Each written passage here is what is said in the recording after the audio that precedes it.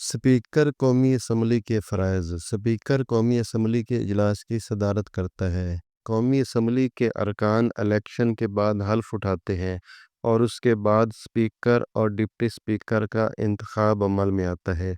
Speaker तब तक अपने ओहदे पर कायम रह सकता है जब तक उसे कौमी असम्बली का एतमाद हासिल हो।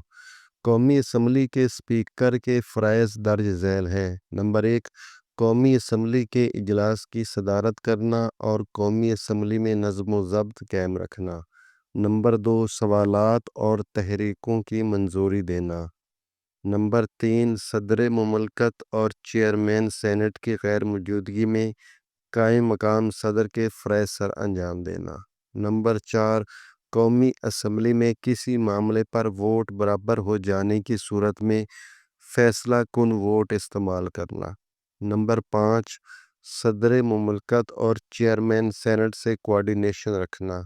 नंबर 6, कौमी असम्बली का इजलास बुलाना और उसे मुलतवी करना। नंबर 7, ये फैसला करना कि क्या कोई मसवदा कानून माली नौयत का है या नहीं, क्योंकि माली नौयत का मसवदा कानून सिर्फ हुकूमत की तरफ से पेश किया जा सकता है।